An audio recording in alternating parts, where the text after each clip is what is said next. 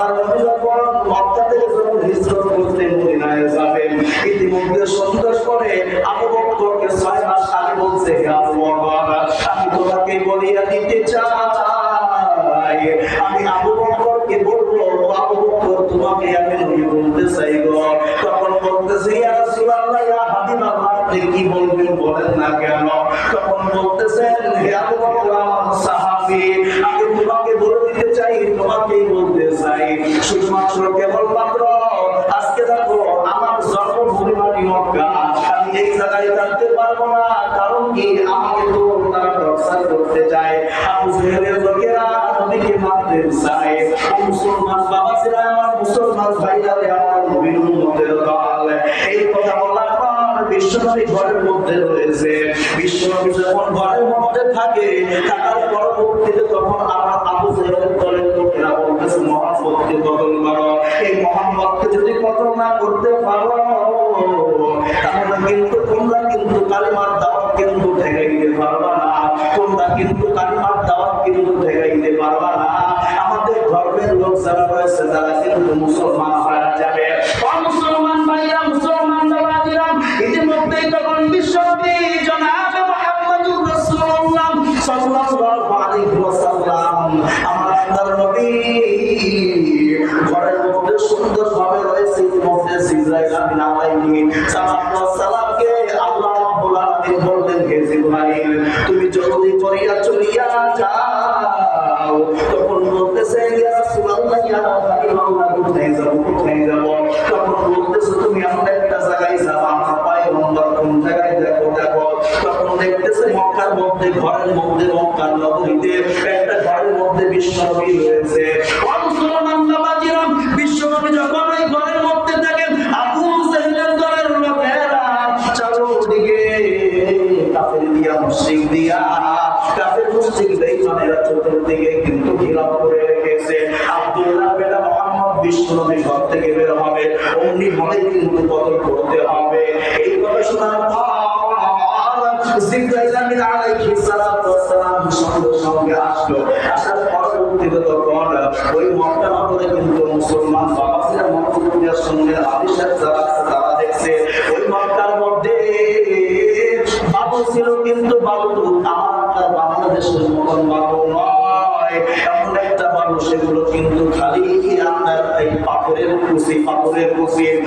মুসলমান বাবাজিরা, মুসলমান ভাইরা আমার, তখন সুন্দর করে জিবরাইল আমিন আলাইহিস সালাম সঙ্গে সঙ্গে বিশ্বনবীর ঘরের মধ্যে চলে আসলেন।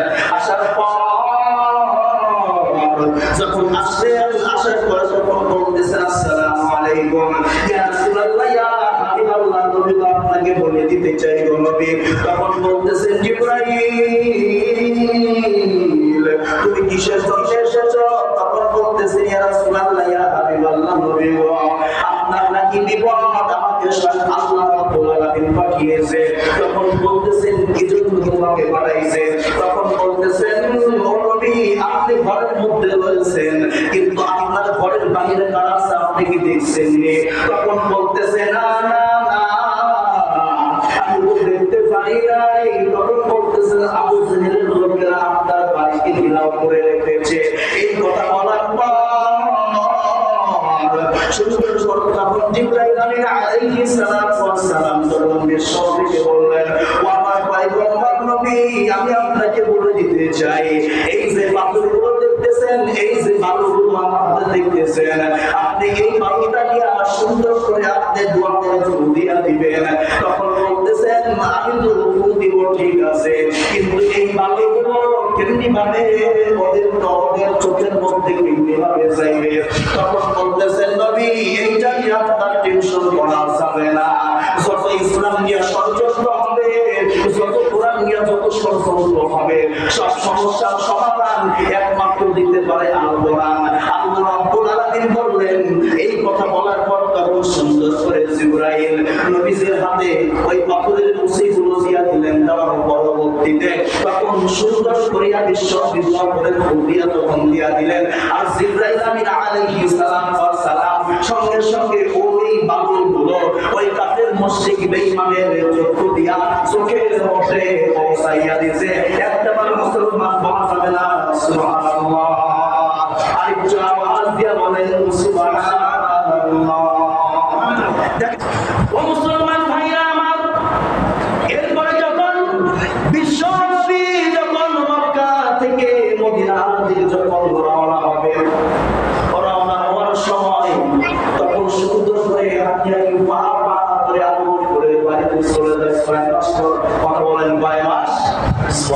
বকর।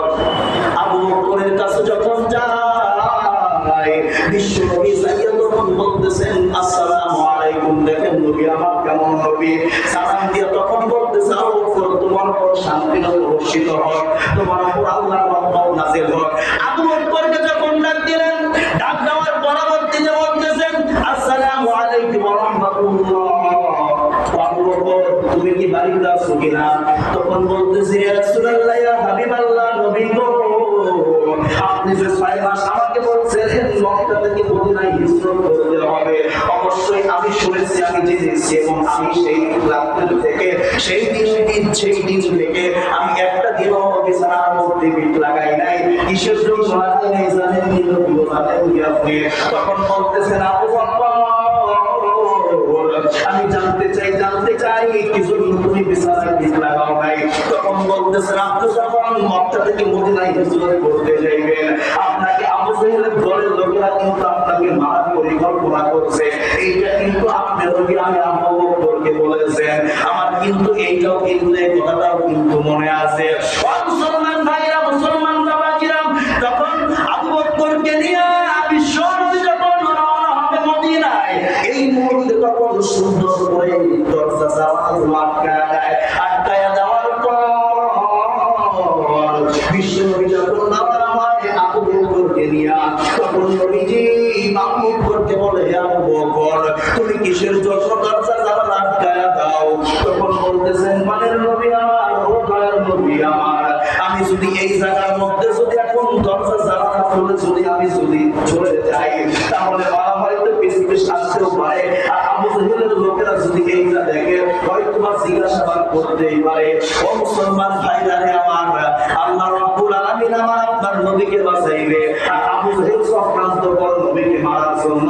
ও মুসলমান বাবাজিরা আমার, আল্লাহ যদি কাউকে বাঁচায় পৃথিবীর কোনো মানুষ তাকে মানতে পারে না। ও মুসলমান ভাইরা আমার, গ্রামগত কথা আছে রাখি আল্লাহ মালিকে আর মারি আল্লাহ রাখে, কথা বলেন ঠিক কিনা? এই কথা বলিলাম বিশ্বনবী আবু বকর সিদ্দিককে নিয়ে রওনা হয়। ওই উঁচু বিলাল পাহাড়ের মধ্যে চলে যায়।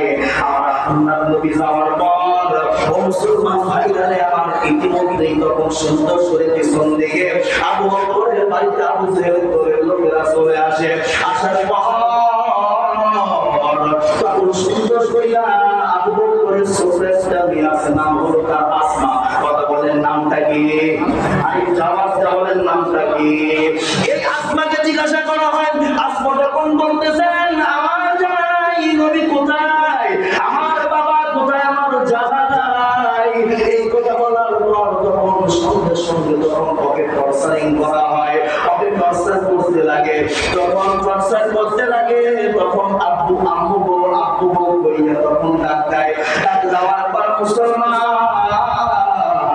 যখন ডাক দেওয়ার সঙ্গে আবু বকর বলে নবী আপনি দাঁড়ান, আমার দিলের মধ্যে কেমন জানি হইতেছে, আমার দিলের মধ্যে কেমন জানি লাগতেছে।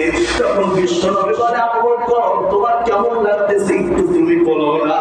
তখন বলতেছেন পাশের নবী আমার, দয়ার নবী আমার, আমি আপনাকে বলবো হয়তো আবু জাহেলের লোকেরা আমার মেয়েটাকে টর্চার করতেছে। যখন আব্বু বইয়া যখন দিতেছে, তখন আমার কানের মধ্যে আওয়াজটা বাড়ি খাইতেছে নবী আমি আপনাকে বলে দিতে চাই, হাসরের ময়দান যখন কায়েম হয়ে যাবে আমার নবী আমি আপনাকে বলে দিব নবী গো, আমার মেয়েটাকে আপনার রব্বুল আলামিনের কাছে এবং কি আপনি নবী নিজে আল্লাহ তাআলার কাছে আপনি রব্বুল আলামিনের কাছে সুপারিশ করবেন। সুপারিশ করি আমার এই মেয়েটাকে আসমানে জান্নাতের মেহমান বানায়া দিবেন। ও মুসলমান ভাইরা রে আমার, নবীজির উম্মতগণ ইতিমধ্যেই তখন হযরত আবু বকর সুন্দর করে নবী তখন বলতেছেন আবু বকর রে, আমি তোকে বলতে চাই রাজ বকর, এখন কি তুমি আমাকে রাখিয়া তুমি আমাকে ছেড়ে রেখে তোমার বাড়ির দিকে রওনা হবা? তখন বলতেছেন মায়ের নবী আমার, আমি যাইতে চাই না গো নবী, আমি যদি এখন বাড়ির দিকে রওনা হই, আপনাকে যদি কাফের মুশরিকেরা আবু জেহেলের পরের লোকেরা যদি আপনাকে মারে, আমি হাসরের ময়দানে আল্লাহর কাঠ করাই কিন্তু জবাব দিতে পারবো না। এই কথা বলার পর বিশ্বনবী তখন সুন্দর করে আগুয়ে চলে যায়। যাইতে যাইতে যাইতে যাইতে কিছু দূর যাওয়ার পরে মদিনা পাবে পাবে ভাব, এই মুহূর্তে মুসলমান ভাইরা আমার কিছু পাহাড়, ওই পাহাড়ের মধ্যে রাত্রি যখন হইয়া যায় তখন সুন্দর করে দাঁড়ায় গেলেন। দাঁড়ানোর পর তখন বিশ্বনবী তখন বলতেছেন, আবু বকর এই জায়গায় দাঁড়াইতে হবে, যদি না দাঁড়াও তাহলে কাফের মুশরিক বেঈমানেরা হয়তো আমাদেরকে হয়তো মারার পরিকল্পনা করতে পারে। এই মুহূর্তে তখন বিশ্বনবী সুন্দর করিয়া দাঁড়ায়া যায়। দাঁড়াইয়া আবু বকর সুন্দর করে বলে, আবু বকর আমি এই জায়গায় এখন বিশ্রাম করতে চাই। তখন চতুর সাইড থেকে সুন্দর করে দেখে কোন জায়গায় নিরাপদ আছে কিনা। এইটা দেখার পর আবু বকর তখন বলতেছি, ইয়া রাসূলুল্লাহ, ইয়া হাবিবাল্লাহ, একটা গর্ত আছে, এই গর্তের মধ্যে আপনাকে আমি দিতে চাই। তখন সুন্দর করে ওই গর্তের মধ্যে তখন সুন্দর করিয়া নবীকে তখন আশ্রয় দেয়। আশ্রয় দেওয়ার পর চতুর্থে সুন্দর করিয়া দেখে বিশ্বনবীকে মারার জন্য কোনো লোক আছে কিনা।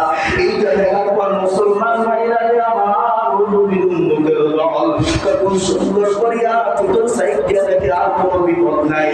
ইতিমধ্যে একটা গাড়া বন্ধ করার মতো তার কাছে কোনো কাপড় নাই। সুন্দর করিয়া তার পায়ের ভরে আঙ্গুল দিয়া ওই গর্তটা তখন বোঝায় যায়।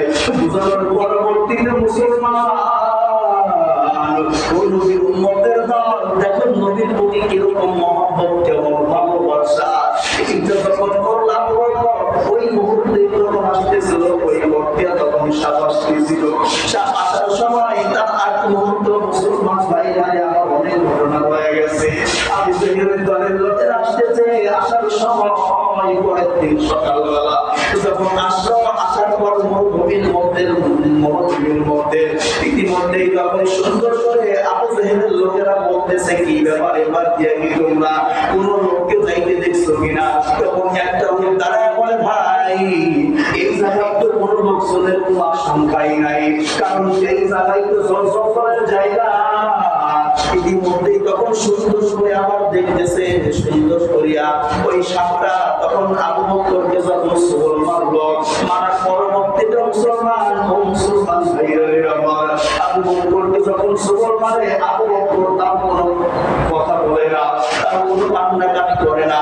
কিন্তু একের থেকে দুইবার, দুইয়ের থেকে তিনবার যখন আবু বকরের পায়ে যখন সবল মারে, সবল মারার পর আবু বকর তখন চিৎকার দিয়া বলে, ইয়া রাসূলুল্লাহ, ইয়া হাবিবাল্লাহ। আর নবী সঙ্গে সঙ্গে ঘুম থেকে জাগ্রত হয়ে যায়। ঘুম থেকে জাগ্রত হওয়ার পর তখন দেখে আবু বকরের আঙ্গুল থেকে রক্ত বের হয়। তখন বলতেছে, কি ব্যাপার তোমার পা থেকে রক্ত বের হয় কেন?